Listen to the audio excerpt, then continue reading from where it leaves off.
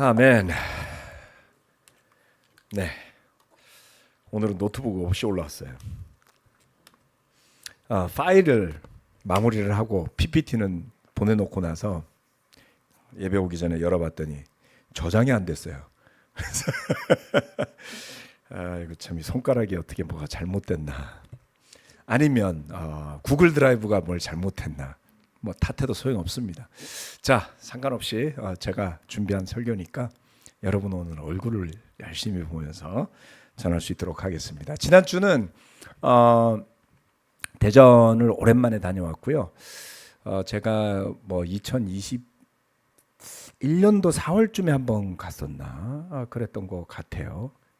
그때쯤 갔었던 기억이 나고, 그리고 한 2, 3년 전에 갔었나. 하여튼 정말 대전에 가끔 가는데 요번에 갔더니 이 대전교회 분위기가 상당히 달라졌어요.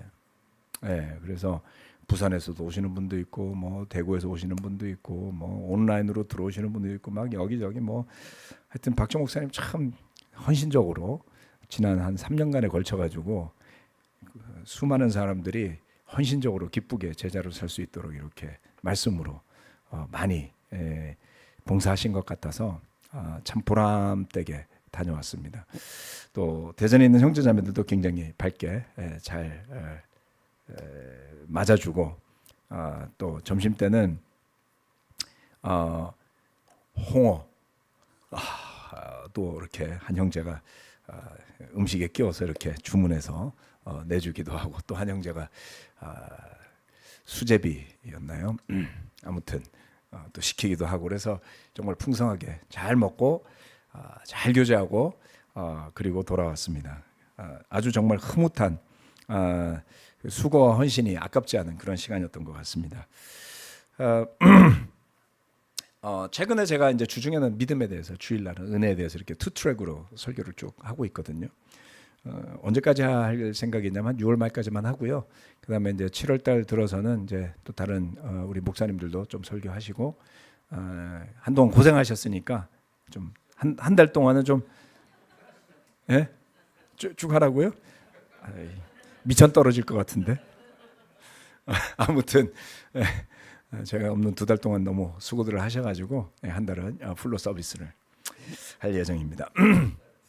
2달? 2달 해달라고요? 오케이.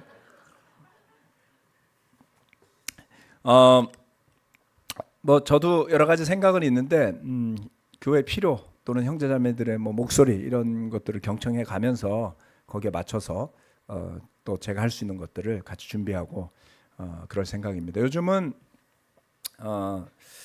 믿음에 대한 생각을 하다 보니까 말씀이 다 이제 그렇게 보여요. 그래서 오늘 설교 말씀의 제목은 어떤 믿음으로 살고 있습니까?입니다. 어떤 믿음으로 살고 있습니까? 참, 우리 박영훈 형께서 기도하시면서 그런 말씀을 하셨는데요. 당분간 전쟁은 끊이지 않을 것 같습니다. 네, 이런 때가 올 거라고 여러분 예상 못 하셨죠? 근데 제가 몇 년 전부터 세상이 옛날 같지 않다라는 말씀을 거듭 드렸었고요. 그리고 쉽게 좋아지지 않을 겁니다. 이렇게 세상이 흘러가면 한번 세게 대가를 크게 치러야지만 내려가거든요. 그래서 이게 올해 좋은 시나리오는 러시아 우크라이나 전쟁 일단락 짓고 수습되는 과정으로 가야 되는데, 그렇지 않을 것 같은 징조가 너무 많이 보이고 있기 때문에 우리가 정말 기도로서 하나님이 평화와 또 복음을 지켜주시기를 계속 기도해야 될 것 같습니다. 자, 첫 번째, 오늘 주제가 어떤 믿음으로 살고 있습니까? 저와 여러분의 믿음이 어떤 것인가라는 것을 이 말씀들을 통해서 한번 좀 살펴볼 예정입니다. 머리 둘 곳 없는 인자, 그러나 나를 따르라. 마태복음 8장 19절로 22절. 율법학자가 와서 예수님한테 이렇게 얘기했어요. 선생님, 나는 선생님이 가는 곳이면 어디든지 따라가겠습니다. 이렇게 이야기를 했어요. 여러분, 율법학자가 예수님한테 와서 이렇게 이야기하는 것이 쉬운 일이었을까요? 책 전체를 통틀어서 복음서를 읽어보면 율법학자들은 대체로 와서 예수님을 테스트하는 사람들이었어요. 본인들이 알고 있는 율법적 지식을 가지고 사람들로부터 존경을 받기 때문에 무시하지 못했지만 계속 테스트를 하고 있죠. 바리새파 사람들도 별반 다르지 않습니다. 예수님한테 와서는 테스트하고 사람들을 보내서 시험하게 하고 뒤에서 음모를 꾸미고 이런 일을 하는 큰 축의 한 부분이 율법학자였는데요. 이 사람은 개 중에 좀 깨인 사람이었었나 봐요. 네. 여러분 만약에 누군가가 사회적 지위가 있고 학식이 높고 종교적으로 사회적으로 인정받는 전문가가 와서 당신에게 배우고 싶습니다. 이렇게 말하면 부담스러워요. 네. 뭐 요즘에 우리 김민수 목사님 신학대학원에서 열심히 MD 목회학 석사과정 하고 있는데 만약에 훌륭한 교수 중에 한 분이 와갖고 김민수 목사님 당신의 목회를 보니 제가 배우고 싶고 따르고 싶습니다. 이러면 기분이 어떨까요? 어디 벌써 저 위에 들어가 계신 거 아니에요? 하여튼 그 정도 이상의 일이 벌어진 거죠. 그런데 예수님은 그에게 잘 오셨습니다. 드디어 율법학자들 중에서도 제 가르침을 알아듣는 사람이 나타났군요. 어서 이리로 오시죠. 라고 하지 않아요. 뭐라고 이야기하냐면 여우도 굴이 있고 하늘을 나는 새도 보금자리가 있으나 인자는 머리 들 곳이 없다. 이 말의 뉘앙스는 어떻게 느껴져요, 여러분? 그렇죠? 왜 따라오려고? 이렇게 묻는 것 같잖아요. 그렇죠? 그 다음에 제자 가운데 한 사람은 이 사람은 예수님 따라다니던 사람인 거예요. 이름이 안 나와 있으니까 12사도 중에 하나는 아니고 누군가 주변에 따라다니던 무리 중에 제자 중에 한 사람인지 모르겠어요. 주님, 내가 먼저 가서 아버지의 장례를 치르도록 허락하여 주십시오. 그런데 이 사람한테는 너는 나를 따라오너라 이렇게 이야기하셨죠. 이 제자는 예수님을 따랐을까요? 이 율법학자는 예수님의 저 이야기를 듣고 어떻게 반응했을까요? 이런 건 대체로 성경에 안 나옵니다. 그래서 또 열심히 찾아보시는 분들이 있을 것 같아요. 정말 최근에 격려되는 건 형제 자매들 중에 막 챗GPT에다 물어보기도 하고 그래서 확인도 막 하시고 피드백도 주시고 저 너무 반가웠어요. 또 읽은 책을 통해 갖고 저한테 알려주시는 분들도 있고 그렇게 하셔야 됩니다. 다만 챗GPT한테 물어볼 땐 주의하셔야 돼요. 코파일럿이 됐건 뭐가 됐건 전혀 모르는 분야를 물어보시면 챗GPT가 말하는 게 굉장히 수준이 높아 보여요. 근데 그 분야를 잘 알고 보면 여기저기서 막 뜯어다 붙여갖고 적당히 그럴싸하게 만들었다라는 것을 알아차릴 수 있죠. 거기서 말하는 것들이 레퍼런스가 붙어 있지 않단 말이에요. 그렇죠? 그러니까 레퍼런스 여기 이게 어디서 인용됐다 이게 없으니까 떠돌아 다니는 것 중에서 가장 비스무리한 거를 이제 끌어다 놓기 때문에 꽤 괜찮아 보이지만 확실하게 크로스 체크를 할 수 있을 만한 자료들을 갖고 하셔야지 된다. 거기까지 나가긴 쉽지 않지만 그걸 염두에 두시고 보시면 유익을 얻을 수 있습니다. 그러니까 챗GPT가 말해주면 참고만 하시고 얘가 그러던데요. 이게 사실 아닙니까? 이러시지 않도록 주의를 하셔야 됩니다. 하지만 좋아요. 너무 반가웠어요. 저는 멤버분들이 저한테 와서 이야기해 주셔가지고 너무 좋았습니다. 자, 이 장면에서 예수님이 머리 둘 곳이 없다라고 할 때 그 뉘앙스가 좀 있지 않나요? 우리가 이런 표현할 때 우리의 그 기분은 어떤 거예요? 네? 머리를 좀 어디다 두고 싶다, 누이고 싶다, 네? 쉬고 싶다. 내지는 나는 어디 갈 데도 없어. 이렇게 말하면 대체로 우리는 그게 약간 셀프 피티 아니에요? 자기 연민. 그렇죠? 나 불쌍해. 이런 느낌을 우리는 가지고 있잖아요. 예수님이 설마 자기 연민 때문에 이 말씀을 하셨을까요? 그래서 우리의 관점에서만 예수님을 보지 않도록 주의해야 하는데 저는 그런 느낌을 물씬 받았거든요. 아이고 참 예수님 처량하다. 어쩌란 말이요. 네? 머리 둘 것도 없다고 제가 그러면은 베개가 되어드릴까요? 이래야 되는 걸까? 이런 생각이 들 법한데 사실은 그런 게 아니었어요. 요한복음 말씀에 이렇게 이야기하고 있습니다. 2장의 말미에 2장 24절. 그러나 예수께서는 모든 사람을 알고 계심으로 그들에게 몸을 맡기지 않으셨다. 그는 사람에 대해서는 어느 누구의 증언도 필요하지 않으셨기 때문이다. 그는 사람 마음속에 있는 것까지도 알고 계셨던 것이다. 여러분, 사람 마음에 있는 거 알고 계세요? 우린 잘 모르니까 내 입장에서 바라본단 말이에요. 그렇죠? 그것이 무엇이 되었건 이 율법학자가 예수님께 다가왔을 때 예수님은 그가 마음속에 기대하는 것이 예수님이 가지고 있고 주시고자 하는 것과 다르다는 것을 아셨던 것 같아요. 그러니까 확 깨게 해주신 거죠. 여러분 생각해 보세요. 율법학자한테 예수님이 필요했을까요? 예수님한테 율법학자가 필요했을까요? 그렇죠. 율법학자에게 예수님 필요한 거 아니에요. 그죠? 근데 그는 두 번, 세 번 더 묻지를 않아요.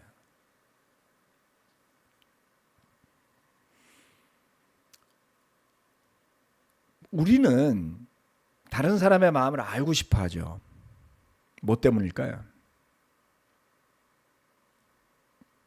때로는 아는 것처럼 생각할 때도 있어요. 그렇죠? 선한 뜻에서 또는 이기적인 뜻에서 그럴 때도 있습니다. 그런데 잘 살펴보면요. 우리가 예수님을 한번 비교해 보고 싶은 거예요. 머리 둘 곳이 없는 인자임에도 불구하고 예수님 뭐라 했냐면 나를 따르라고 하셨잖아요. 네. 우리는 다른 누군가에게 가서 호의를 표하고 율법학자처럼 잘해보고 싶습니다. 우리 한번 같이 잘해봅시다. 뜻을 모아봅시다. 이렇게 처음에 만나면 호의를 베풀잖아요. 그러면 그 사람의 상대방의 마음속에 뭐가 있는지를 잘 몰라.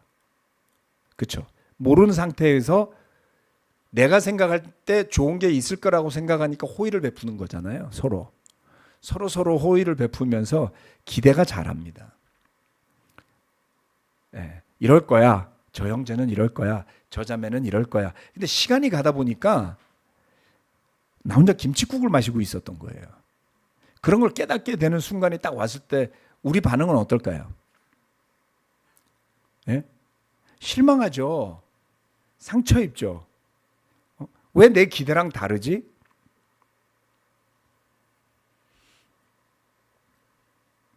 이렇게 되죠. 문제가 많이 생겨납니다. 네.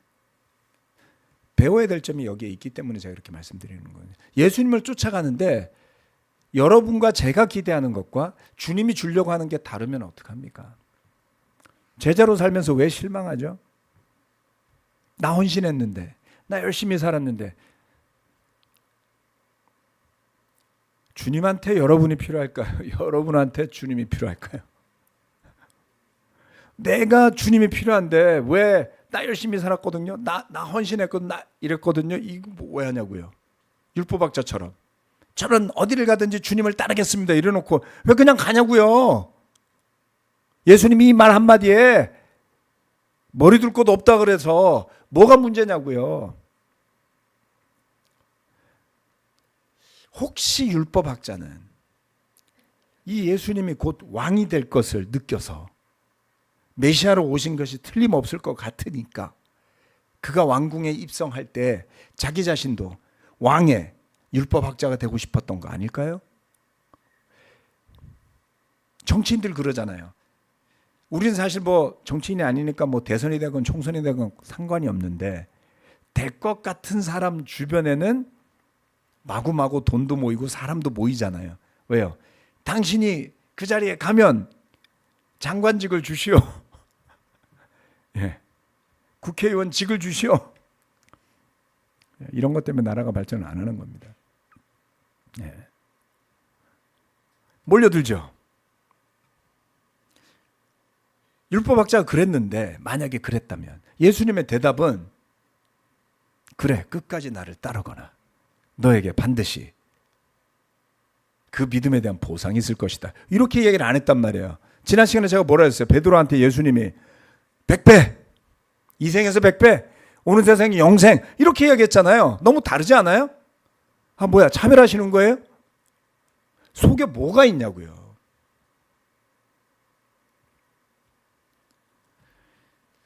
우리가 서로를 대할 때 율법학자처럼 헌신하고, 나 잘할게, 우리 잘해보자, 뭐 할 수 있을 거야, 그 바탕이 뭐죠?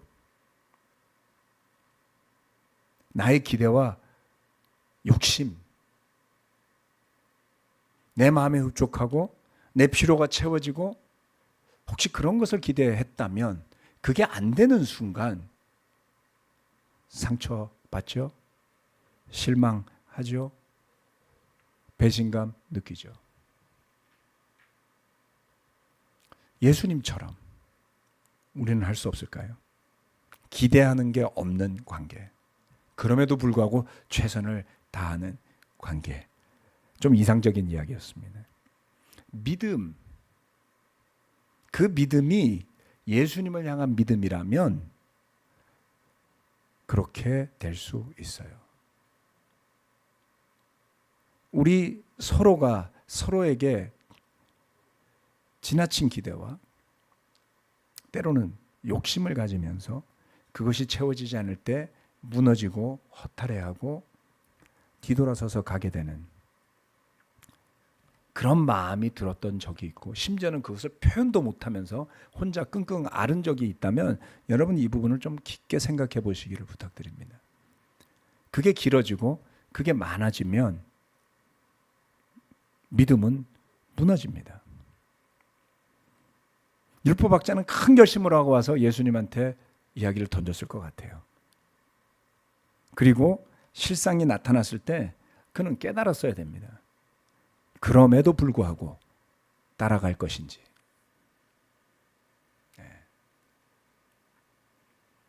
요한복음 6장에 가면 이런 상황이 있어요. 6장 67절.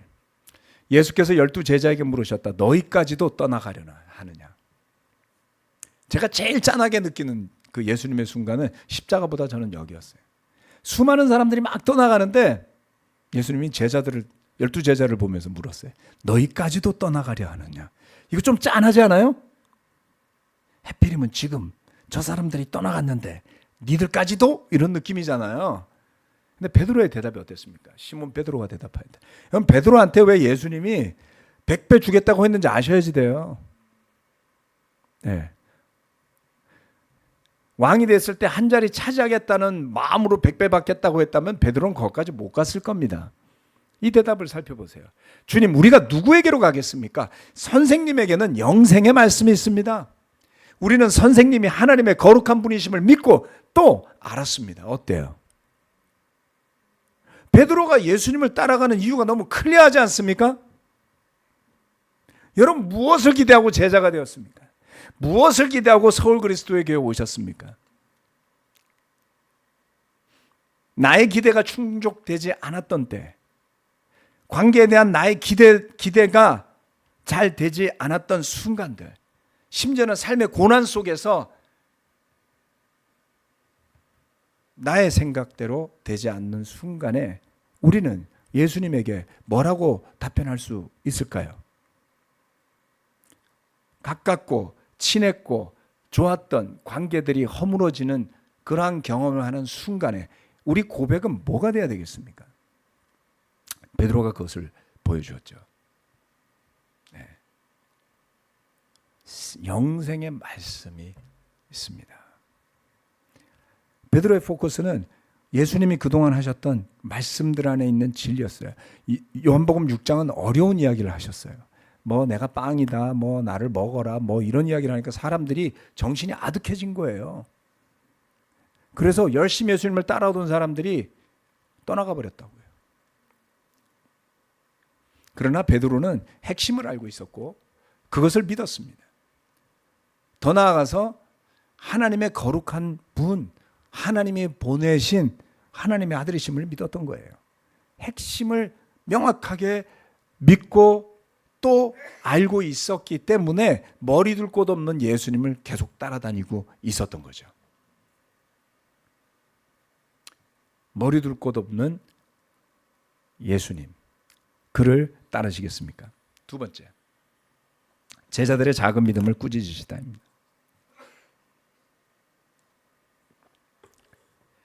마태복음 8장 23절, 예수께서 배에 오르시니 제자들이 그를 따라갔다. 그런데 바다에 큰 풍랑이 일어나서 배가 물결에 막 뒤덮일 위기에 빠지게 되었다. 그런데 예수께서는 주무시고 계셨다.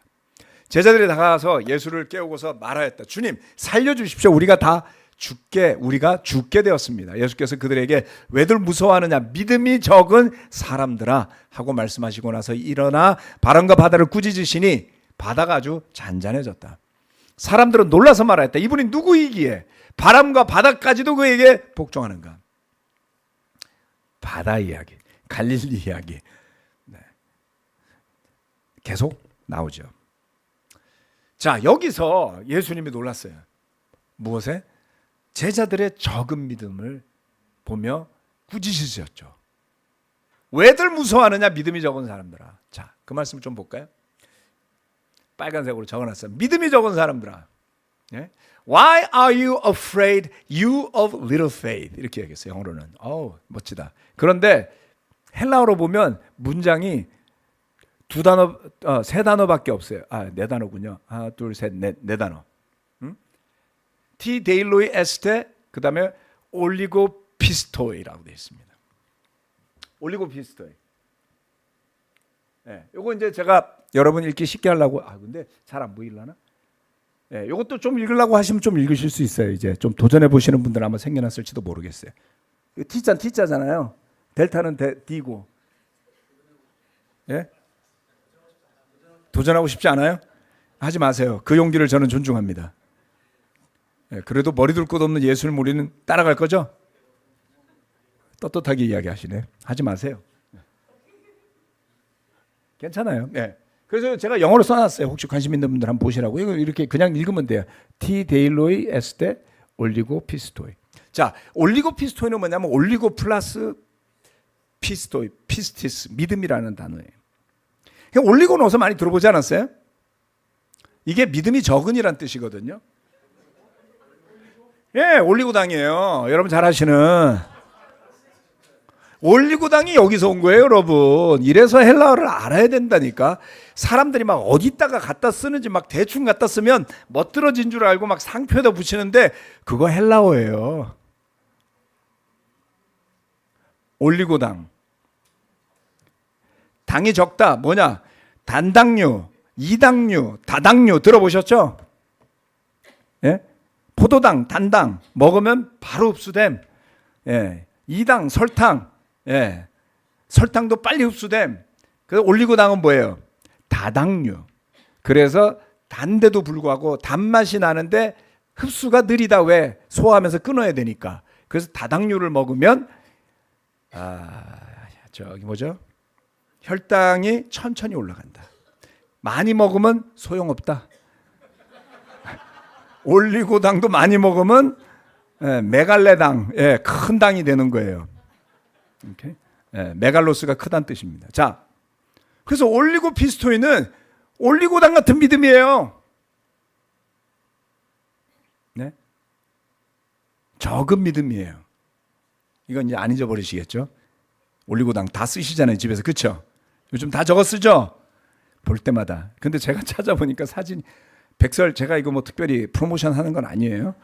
사진에 제일 이쁘게 나와가지고 이거 갖다 놓은 거예요. 예, 협찬 안 들어왔어요. 저한테 뭐 누가 주겠습니까? 예. 좀 들어왔으면 좋겠네. 자, 올리고 피스토이. 믿음이 적다. 믿음이 적으면 무슨 문제가 있을까요? 믿음이 적으면 문제가 많아집니다. 주님과 함께 있는데 불안하잖아요. 괜찮다니까. 예수님 이렇게 이야기하는 거죠. 네. 올리고 피스토이는 문제가 많아요. 왜요? 믿음이 적기 때문에 풍랑이 오면 어쩔 줄 몰라 합니다.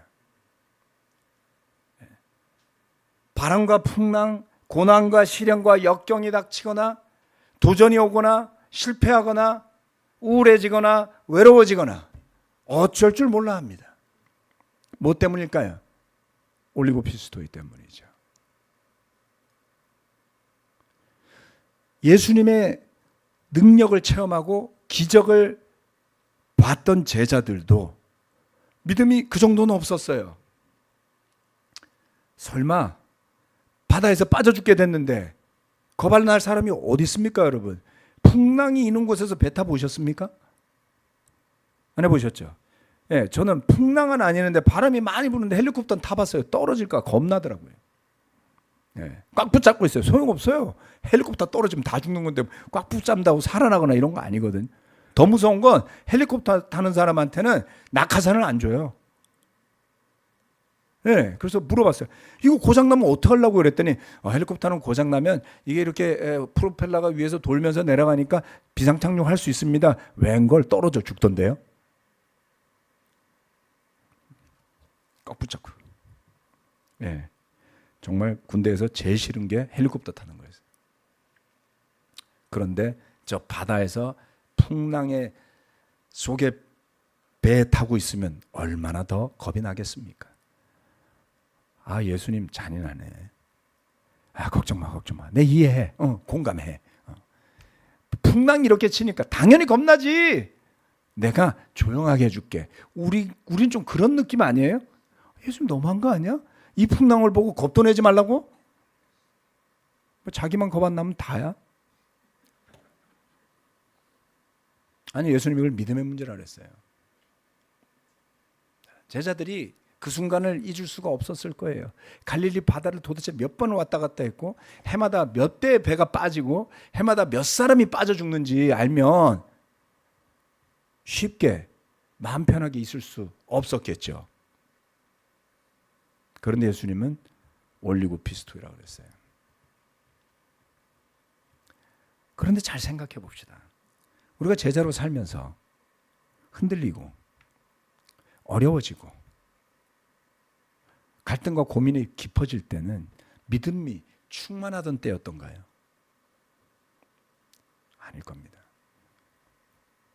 같은 사람이 충만한 믿음 가운데 있을 때, 풍성한 믿음 가운데 있을 때 도전과 시련을 대하는 태도가 다른 겁니다. 난리가 나죠. 그게 없으면 울부짖고 난리가 나죠. 이스라엘 백성들이 광야로 나갔을 때 어땠습니까? 한동안 피스풀하게 잘 지냈어요. 엊그저께 홍해 건너왔고 기분 좋고 햇볕도 따사롭고 물도 있고 괜찮은 곳에서 지낼 때 괜찮았죠.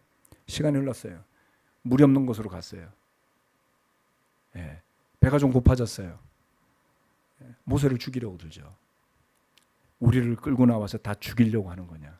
울부짖기 시작합니다. 올리고 피스토이죠. 그 순간에 목마를 때, 배고플 때 주님, 광야로 우리를 이끄신 이유가 뭡니까? 주님의 기대는 어떤 것입니까? 이런 거 좀 물어보면 안 될까요? 네. 그렇죠? 내 눈에 안 보인다고 세상이 무너지는 건 아니잖아요. 네. 지금 우리 중에 어려움을 겪고 있는 분들이 있다면 기억하셔야 됩니다. 저나 여러분이나 최악의 상황에 접해 있는 게 결코 아니라는 겁니다. 네. 우리는 1층도 안 갔어요. 지하실도 있고요. 지하실 1층도 있고요. 2층도 있고요. 3층도 있고요. 자꾸 내려갈 수 있습니다. 바닥은 없어요, 여러분, 이 세상에. 네. 그렇죠? 바닥은 없습니다, 여러분. 무서워요. 네. 역사책에서나 보던 공부할 때 보던 일들이 지금 이대로 반복되고 있단 말이에요. 놀랄 일이에요. 문명은 발달하지 않았어요. 사람들의 인성은 더 나아진 적이 없습니다. 사람들의 이기심도 탐욕도 죄도 한 발자국도 더 나아진 적이 없더라는 겁니다. 그러니 더 기술이 발달하고 파괴력이 더 커진 지금 조금이나마 더 발달된 모습으로 서로를 대하는 21세기에 문명화된 사람들을 보는 게 아니라 50년 전, 60년 전, 70년 전, 2차 세계대전 때, 1차 세계대전 때 일어났던 일들이 지금 반복되고 있더라. 협박하자는 게 아닙니다, 여러분. 저의 상상 속에만 있던 일들이 여기, 저기 제가 가봤던 도시에서도 일어나고 있어요. 와우. 우리가 누리는 평화는 유지될 수 있을까요? 조금씩 두려워지기 시작하는 겁니다. 제가 드리고 싶은 말씀은 이거예요. 저와 여러분이 지금 어떤 풍랑을 맞고 있던 믿음 없이는 그것조차 지나가기 힘들다라는 겁니다. 그보다 더한 것이 다가오면 어떡할까요? 주님이 허락하신 시간 안에 우리가 내려야 될 결심은 믿는 겁니다. 누구를요? 예수님을요. 그리고 믿지 않는 겁니다. 뭐를요? 이 세상을요. 세상이 줄 수 있는 것들요. 우리는 세상이 필요하고 세상에 살고 있지만 믿지 않아야 합니다. 알고 있어야 됩니다. 그 속성을 알아야 합니다. 그래서 헛된 기대를 하지 말아야 합니다. 트럼프 대통령 나오고 나서 조금 야속하지 않던가요? America first. 예? 아니 자기는 뭐 이민 온 세대 아니야? 왜 이민 오는 사람들을 핍박해? 자기도 이민 왔으면서 이런 내로남불이 어디 있어? 예? 뭐 이렇게 생각할 수도 있죠. Make America great. 아니 미국 이미 great한데 뭘 더 great하게 만들어? 땅도 넓고 사람들도 great하더만.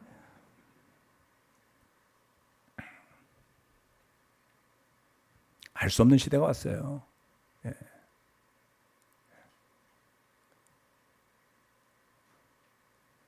미국이 다른 나라를 관여하지 않겠다라는 것을 명백하게 하고 난 순간부터 모든 나라들이 힘자랑하고요.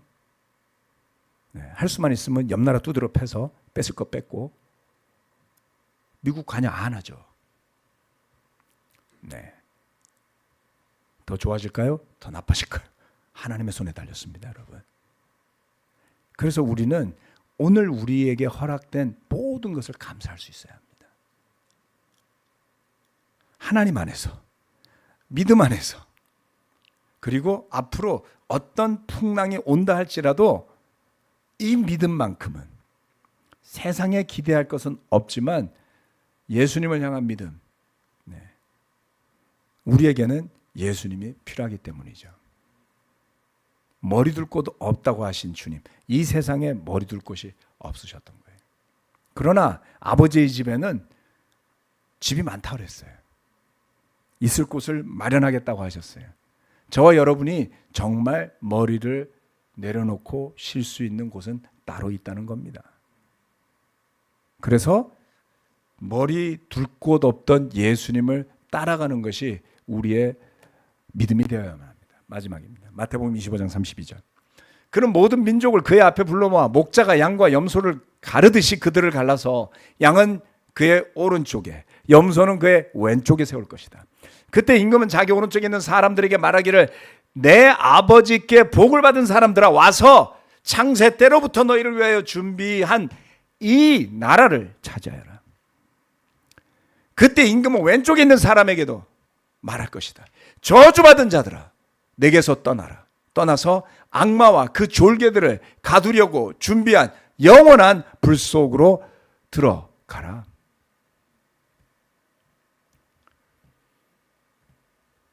모든 민족을 불러 모았는데 어떤 사람들은 아버지의 오른편에 서는 양이 되고요. 어떤 사람들은 왼편에서는 저주받은 염소가 될 겁니다. 그것을 가르는 것은 주님을 따르겠다고 하던 순간의 내적 동기와 믿음이 될 겁니다. 입에 발린 소리는 중요하지 않습니다.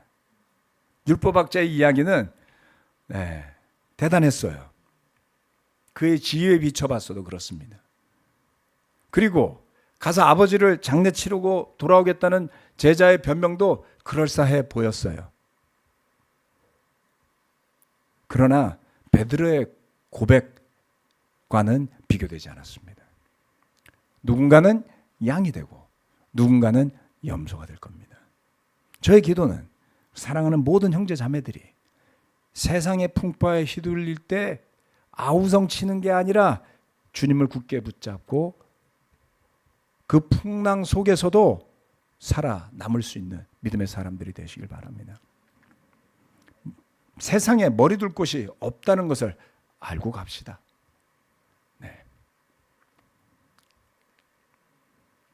세상이 말하는 평화는 도대체 뭔지 공부해 보십시오. 기대할 게 별로 없습니다. 그러나 주님이 주시는 평화는 영원할 겁니다. 우리의 목표는 주님의 임금의 오른편에 양이 되는 것이죠. 기도하고 마치겠습니다.